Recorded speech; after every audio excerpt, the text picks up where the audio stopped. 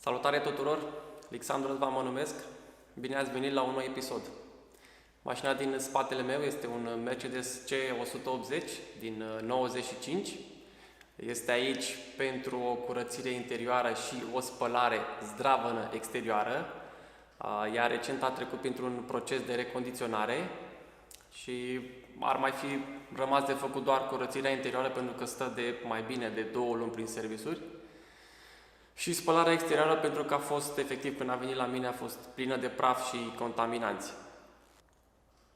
Am întrebat proprietarul dacă are nevoie și de alte intervenții la exterior, gândindu-mă că o mașină de 25 de ani, imposibil să nu aibă nevoie de ceva. Ea a fost vopsită integral, recent, asta mi s-a spus, și că nu ar avea nevoie de nicio intervenție. Când am auzit asta, este foarte rare, sunt cazurile când o mașină care este revopsită să nu mai aibă nevoie de alte intervenții mai detaliate. Așadar, am făcut o inspecție, am și spus că o să-i fac totuși o inspecție, o constatare și o să-i spun exact ce am constatat. Dar despre asta o să vorbim mai încolo. Am găsit o grămadă de lucruri în regulă și mai târziu aștept și clientul să vină, să-i arăt și să-i explic ce am constatat. Asta o să vă explic și vouă mai târziu. Dar până atunci o să mă ocup de interior și o să facem asta împreună. O să vă arăt cum curăț acest interior. Mașina deja a fost spălată la exterior, o să vedeți asta în prima parte a videoclipului, după care urmează curățirea interioară. Și o să facem asta împreună, o să vă arăt și o să vă explic unele lucruri.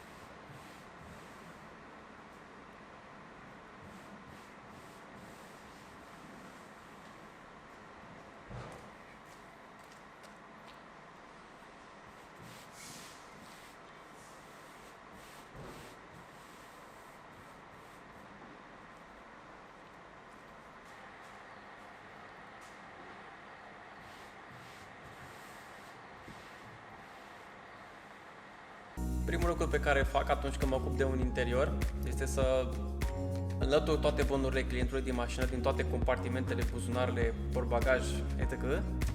După care încep cu plafonul. Se începe de sus în jos, ca și la exterior. Această mașină i s-a montat un plafon nou, dar cei care au montat plafonul n-au avut bunul simț să poarte mănuși sau măcar să fie curați pe mâini. Și practic este plin de pete și de urme, un soare, deci, ce să vă zic, e... Și în zona Drabei, că au făcut ceva, un test, va trebui să-l curăț și pe acesta cu atenție. Parasoarele oricum sunt motoare, sunt cele originale, n-am ce să comentez, dar se putea evita acest lucru. E foarte simplu. Am o găleată cu apă caldă, curățitorul general, diluție 1:10, pulverizez un pic pe burete.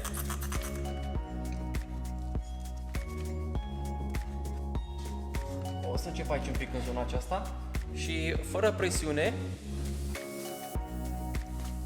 o să încep ușor să agit pe zona pe care vreau să o curăț.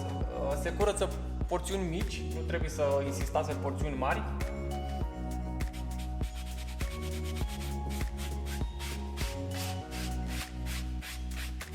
Și nu trebuie să aplicați presiune mare.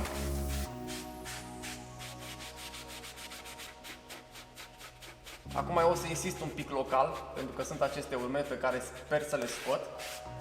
Mare parte el arată bine.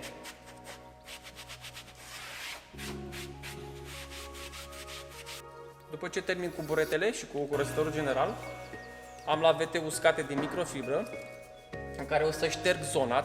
Este important să laveta să fie uscată, pentru că odată cu ștergerea trebuie să îndepărtați cât mai multă umezeală, cât mai multă apă din burete. Nu trebuie să lăsați umezeală în material. Nu trebuie din nou să puneți presiune.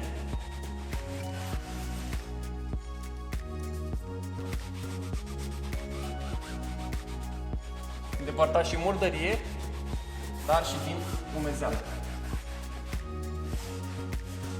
Cam asta e. Este foarte simplu. Eu așa curăț plafoanele și n-am avut absolut nicio problemă. Nu mi s-a desprins niciun plafon. Nu folosiți presiune, nu folosiți multă apă. Folosiți lavete uscate din microfibră și la ștergere luați și murdăria și luați pe cât de multă umiditate din plafon posibil. Dar este important să nu ludați de prima oară mult. Bun, acum urmează să aspir mașina. Este pasul 2 pe care îl fac la un interior. În acest caz am îndepărtat scaunele în față și șezutul banchetei. Nici măcar a mai fost dată jos, dar nici măcar nu era pusă corect. Pe partea dreaptă nu era prinsă, nici blocatoarele centurilor nu erau scoase prin lăcașe. Deci din nou niște scăpări care nu trebuiau să fie. Tot ce pot să îndepărtez din mașină, cum ar fi și scrumierele și dacă sunt capitonace din cauciucuri, le dau afară ca să pot să aspir cât mai bine. Pun mare accent pe acest proces și la mine aspirarea unei mașini durează minim 30-40 de minute. O să vă arăt mai întâi cam cum arată înainte de aspirare mocheta. Partea șoferului este ceva murdărie și praf acumulată în timp.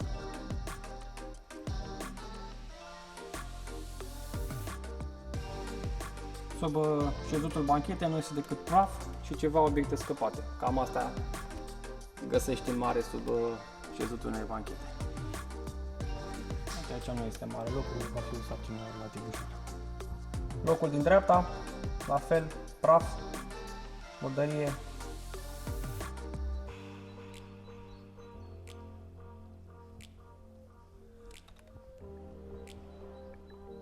Un pic și din consolă și aici la fel praf, impurități.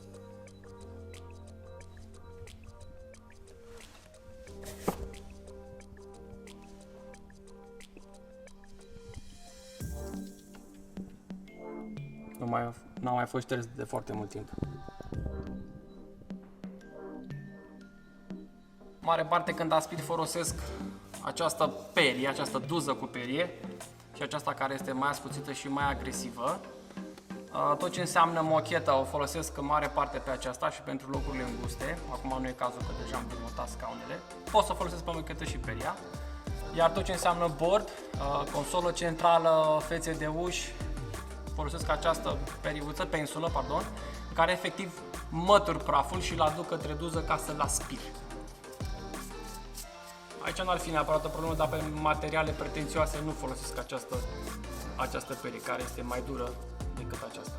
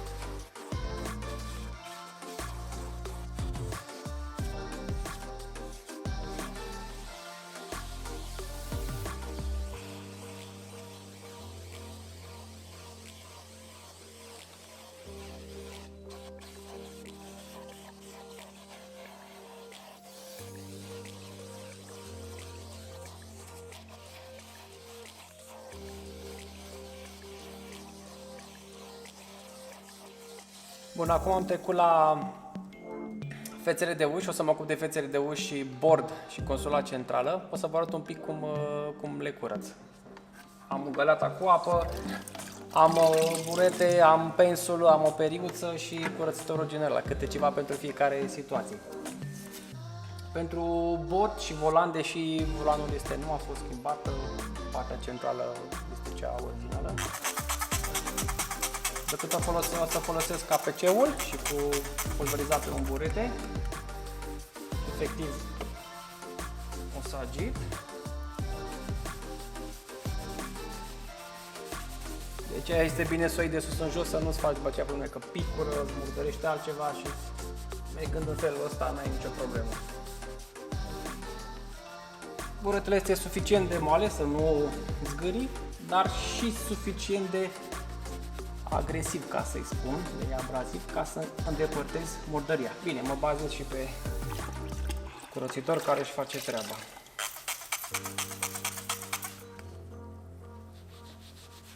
Partea gurilor de ventilație o să folosesc aparatul cu aburi, pentru că este mult mai ușor și am acces. Aș putea să folosesc și pensula, dar decât pulverizez jetul de aburi, după aceea șterg, va fi muiat. În zonele cele mai înguste folosesc aparatul cu aburi, unde n-am acces nici măcar cu pensula.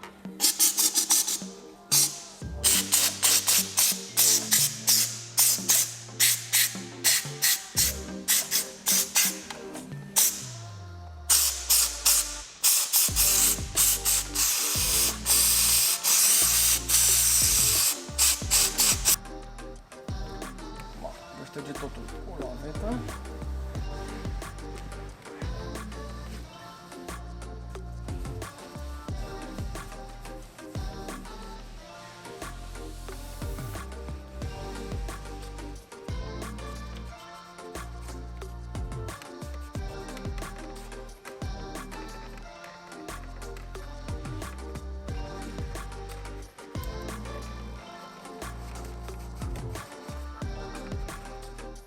este suficientă murdărie. Sunt printre zonele cele mai murdare, chiar dacă există filtre de polen pentru oprirea prafului, este foarte, foarte, foarte fin și totuși face loc. Cam așa mă ocup cam de tot ce înseamnă mase plastice. Dacă e vorba de tapiserie textilă, cum este și pe fața de ușă, folosesc KPC-uri și coperiuță. Tot ce înseamnă plastic și zone greu accesibile, perie, pensulă sau aparatul cu aburi. Am terminat bordul, consola centrală, fețele de uși, am curățat și spătarul banchetei. Dacă aș fi avut scaunele în mașină și șezutul banchetei, aș fi continuat cu ele, după care mocheta. Dar din moment ce le-am scos, acum o să mă ocup direct de mochetă. Arată mult mai bine după ce a fost aspirat în profunzime, dar suntem la jumătate de drum, așa că acum urmează să o spăl. O să vă arăt cum, este foarte simplu, cu siguranță ați mai văzut. Din nou o să folosesc curățătorul general. Pentru agitație am o perie cu duritate medie atașată la o șurubelniță electrică, ca să mă mișc mai repede și să fiu mai eficient. Și pentru clătire o să folosesc aparatul cu injecție și cu extracție. Voi clăti până când efectiv nu o să mai iasă spumă și murdărie. Este foarte simplu.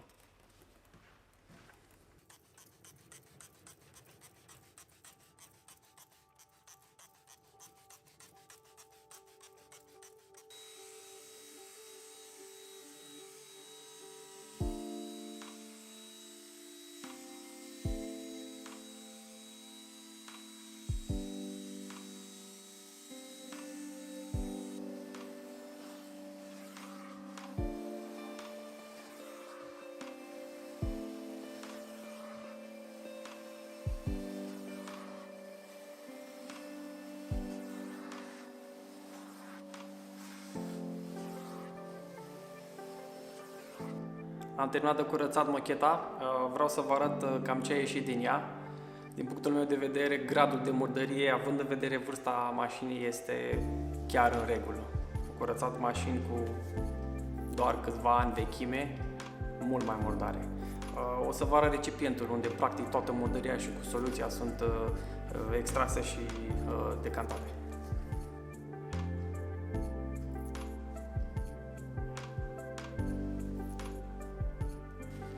Am terminat cu interiorul mașinii. Aseară m-am oprit pe la ora 7, după ce am terminat mocheta. Acum o să vă arăt cum mă ocup de scaune. Mai sunt scaunele față, șezutul banchetei, mocheta din portbagaj, portbagajul și geamurile. Cam asta ar mai fi de făcut. Scaunele, de fapt, tapiseria textilă o să o curăț la fel ca și cum am curățat mocheta. Am o găleată cu apă caldă, am periuță, am pensulă, curățătorul general, extractorul, am și aparatul cu aburi, ca să pot să am acces pe laterale în zonele unde nu am acces nici măcar cu pensula. O să vă arăt cum curăț șezutul și laterale, pentru că așa vor fi curățate absolut toate părțile. Nu va fi nimic diferit. Acesta este scaunul șoferului, o să observe că este ceva mai murdar și pe șezut și pe spătar.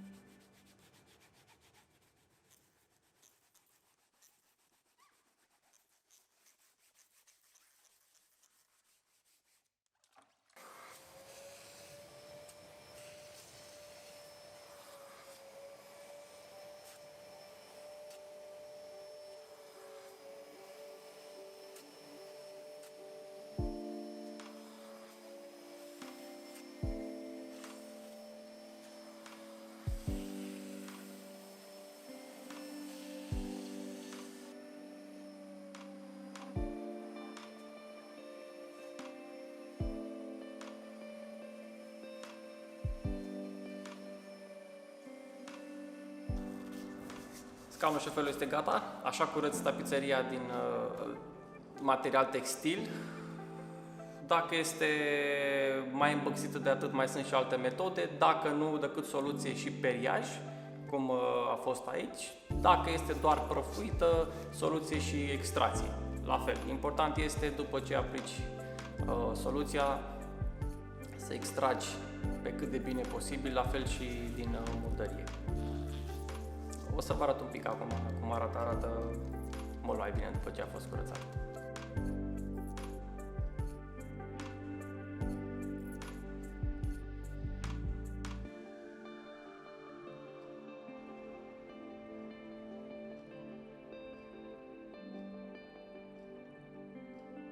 Mă apropii de final, nu mai rămâne decât să șterg geamurile și să pun totul la loc și cam asta e. Geamurile le șterg pe interior, oglinda retrovizoare, oglinzile din parasolare, lateralele, parbrizul și cu luneta. Folosesc un produs de la Mobiles pe care îl dulesc cu apă și lavete care nu lasă scame. Folosesc două. Pe una aplic produsul și șterg în prima parte, după care dacă mai rămân urme și o să rămână, vin și cu a doua care e uscată și o să iau absolut totul. Puteți să folosiți ce aveți la îndemână, dar e important să aveți o lavetă care nu lasă scame. O să folosesc și lampa pentru că doar așa pot să văd dacă mai rămân urme sau nu.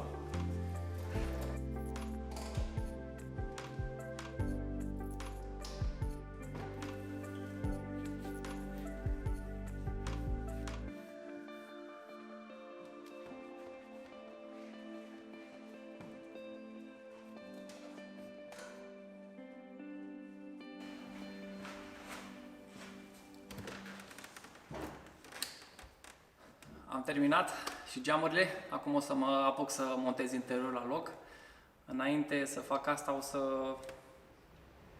să vă arăt cum arată mocheta după ce a fost aspirată, curățată și câteva elemente din bord, spătarul banchetei, plafonul arată altfel, se simte altfel și miroase altfel.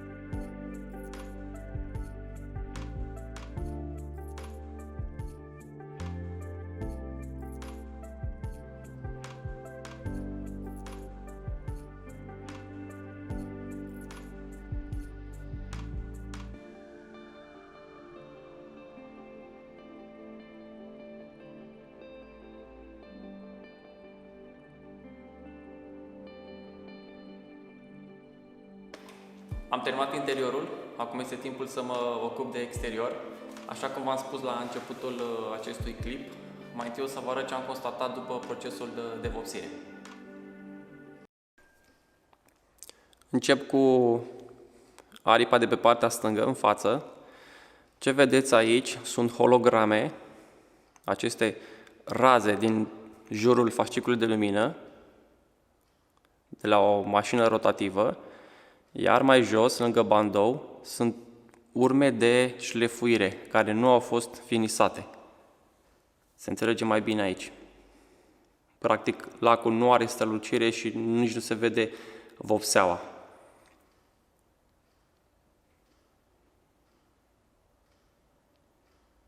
Ușa stângă față, continuăm cu ea, aceleași urme, ce vedeți în partea de jos, lângă bandou, unde lacul nu are strălucire, din nou urme de șlefuire și peste aceste urme de șlefuire s-a încercat o corecție, o finisare care nu a fost reușită și avem și holograme. Din nou, aceste raze din jurul fasciculului de lumină. Așa este și toată ușa stângă față în zona bandoului. Mai sus sunt doar mizgârieturi. Lacul are totuși o strălucire. Mizgârieturi și din nou holograme, dar nu așa de agresive. Același lucru și tot pe partea stângă, ușa din spate, tot în zona bandoului. Urme de șlefuire nefinisate și cu holograme. Din nou, lacul nu are claritate, nu se înțelege mai nimic. Ce vedeți aici este coaja de portocală șlefuită. Acum se înțelege un pic mai bine. Zonele unde sunt șlefuite sunt vârfurile, pentru că coaja de portocală variază. Vă gândiți la ea ca la niște valuri, niște vârfuri. Și zonele unde nu sunt șlefuite sunt porțiunile mai joase. Și de aceea se observă așa.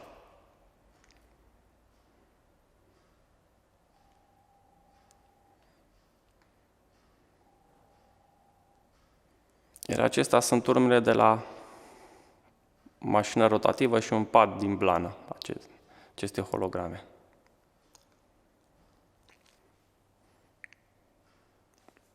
Aripa stângă, spate, aici sunt mai proeminente și hologramele și urmele nefinisate de șlefuire. Se observă exact aici.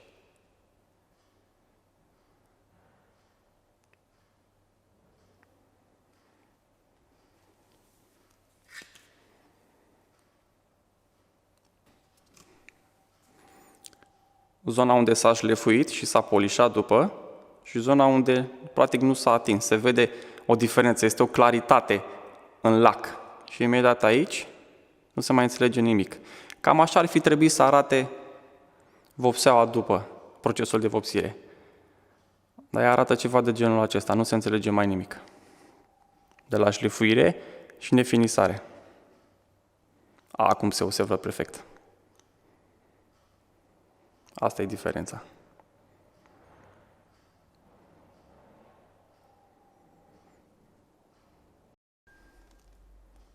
Colțul aripii, tot de pe stânga spate. Din nou aceleași urme de șlefuire.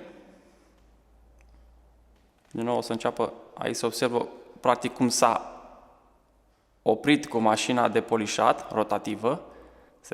Se observă urma. Din nou o să înceapă să-și revină claritatea. Pardon.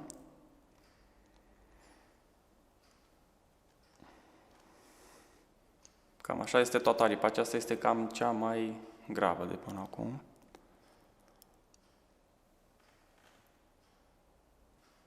Aceste urme oribile provin de la depunerile păsărilor. Trebuie să înțelegeți că depunerea unei păsări este acidă. În momentul în care a făcut contact cu lacul, interacționează și efectiv intră în el, îl penetrează. Dacă nu este îndepărtat pe cât de repede posibil, interacționează și îți lasă niște urme oribile. Sper să reușesc să le scot.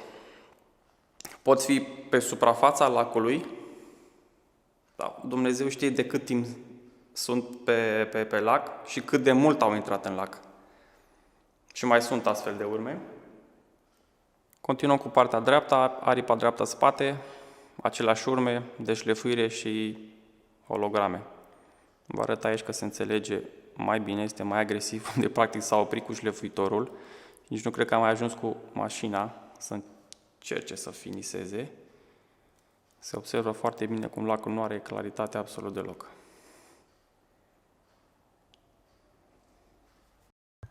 Ușa dreapta spate, același lucru. Aici se observă foarte bine claritatea lacului și după vopsire și imediat intrăm în zona unde a fost șlefuit și nefinisat. Se vede foarte bine diferența.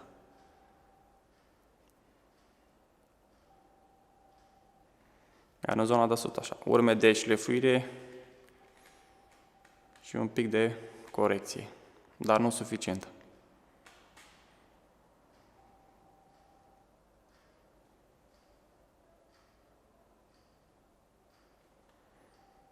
După procesul de vopsire apar anumite defecte, ca să le spun așa. Nu poți să ai un proces de vopsire așa cum este în fabrică. Acolo este un mediu steril, fără impurități. Mașinile sunt vopsite de roboți care sunt programați, nu sunt predispuși la greșeli. Panourile sunt la fel curate, sterile. Pe când într-o vopsitorie aftermarket, vopsită manual de o persoană, aici pot apăra greșeli și apar, este imposibil, și anumite defecte. După un proces de vopsire poți să ai scursuri ale lacului, gunoaie, praf, o structură mai proeminentă a lacului. Coaja de portocală este denumită. Aici s-a încercat după vopsire să fie șlefuită, să se mai reducă din aceste defecte, după care trebuie finisat. Ați văzut acele zone în care nu se înțelege nimic, acolo este zona unde s-a șlefuit, lacul nu are claritate deloc, după care trebuie finisat. Aici, din punctul meu de vedere, s-a folosit doar o mașină rotativă și cu un padding plană. Ați văzut acele holograme, de acolo provin, dar mai fi trebuit să vină, este în regulă, mai fi trebuit să vină cu un stagiu, dacă nu chiar două, pe această culoare, ca să finiseze totul așa cum ar trebui. Cam asta s-a întâmplat aici din punctul meu de vedere. Acum rămâne de văzut ce reușesc eu. Dar o să am ceva de treabă.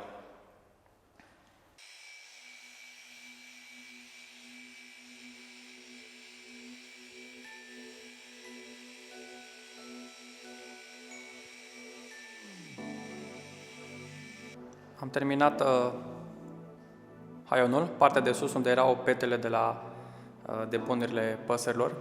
A ieșit destul de bine, doar că se mai vede foarte puțin. O să vă arăt ceva mai de aproape. Se mai observă foarte puțini. Sunt ca mici bășicuțe, dar nu are sens să mai insist pentru că am luat suficient din lac. O să las așa cum este. Am terminat de corectat jumătate din capotă. Se poate observa diferența destul de bine. În aceste două lumini se poate observa urmele de la mașina rotativă, unde s-a polișat, și alte zgârieturi. Iar aici nu se mai observă mai nimic. Nu pot să zic că este perfect și în partea dreaptă, dar în proporție de peste 80% le-am corectat. Au mai rămas zgârieturi foarte mici care aparatul nici nu le poate prinde.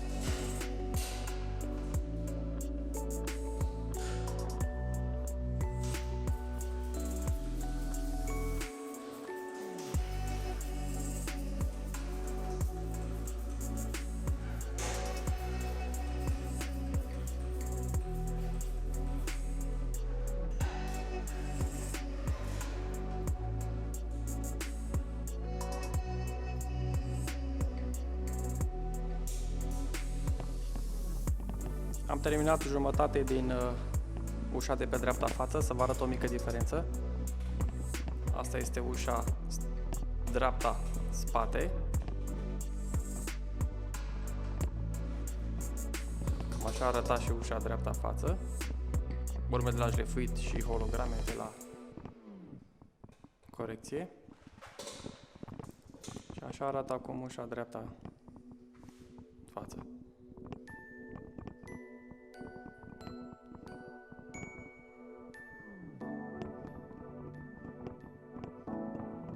2 stagii de corecție a fost necesar.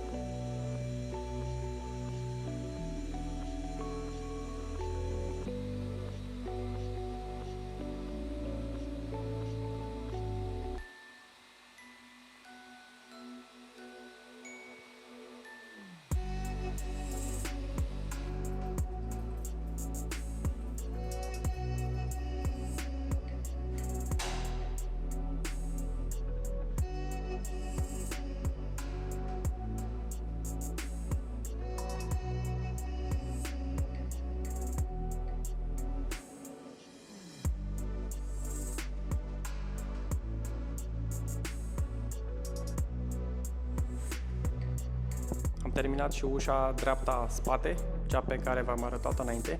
Era plină de zgârieturi, holograme și urme de la șlefuire.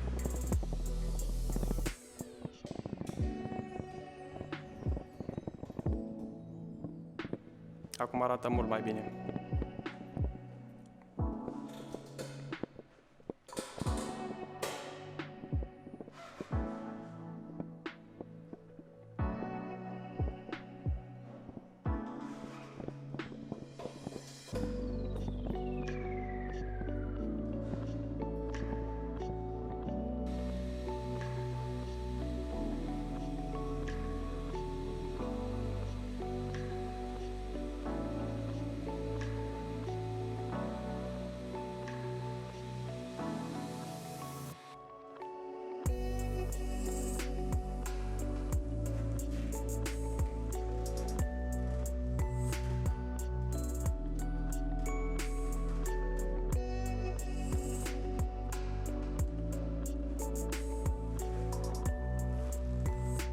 Aripa dreapta spate,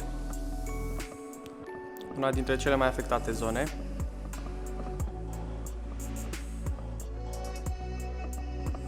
Începem de la stânga, unde se văd urmele cele mai proeminente, către față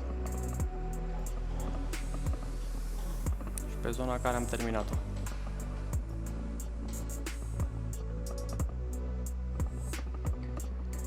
Cam asta este diferența.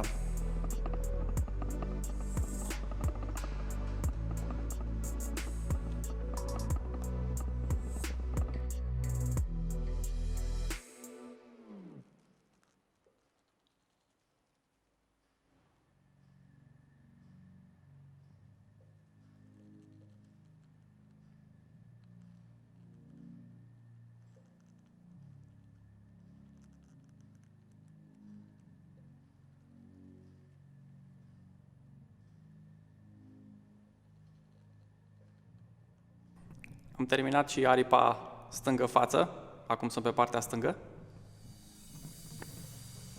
Arată mult mai bine acum.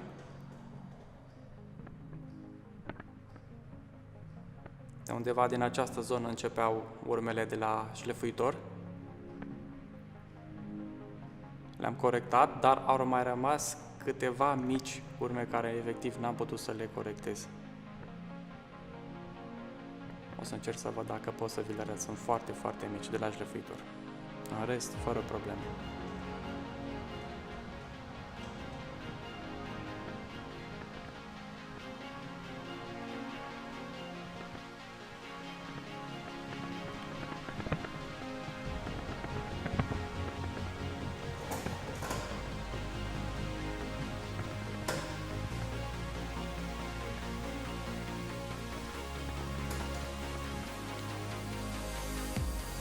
Acestea sunt urmele care au mai rămas, sunt de la șlefuitor. Sunt denumite coadă de purcel. Nu par, dar sunt destul de agresive. Aici este o zonă un pic concavă și a intrat destul de agresiv cu șlefuitorul. În aceste zone trebuie să fii oricum mult mai atent decât în mod normal.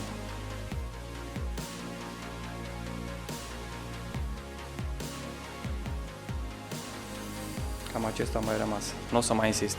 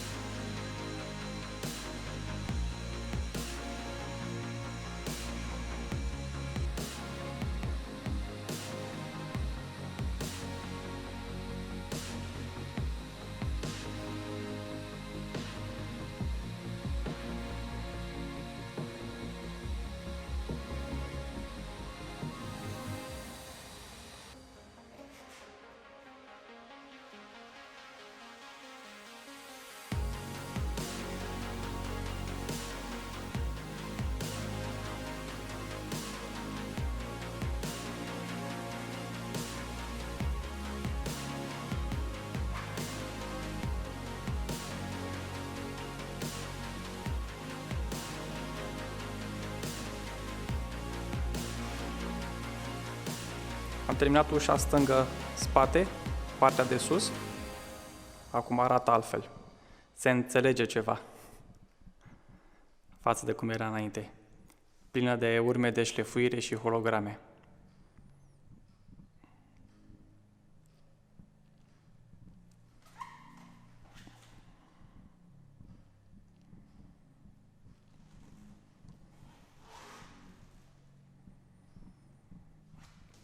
Mai rămas câteva mici zgârieturi care erau mai severe decât a fost estompate, dar sunt foarte puține.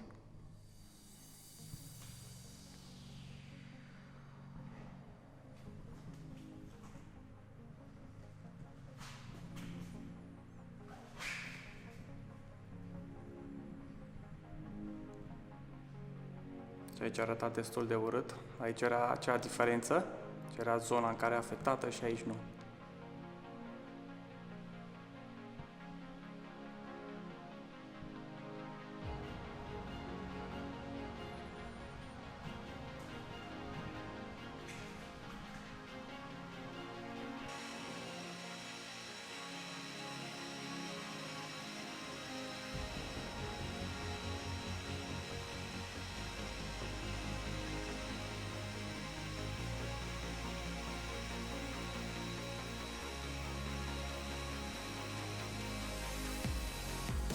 Am ajuns la finalul lucrării, am terminat de scurt timp, mi-am făcut curat în atelier, am spălat ce am avut de spălat, e timpul să plec acasă. Este vineri seara, e trecut de ora 7 și mi-ajunge. Am avut o săptămână plină. Această lucrare a durat 5 zile și mă bucur că am avut parte de acest proiect.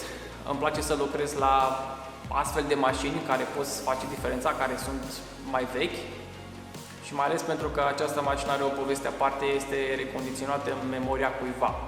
Are o valoare sentimentală mare. Mă bucur că am fost implicat și am putut să contribui. Sper că v-a plăcut. Toate cele bune, până la următoarea întâlnire.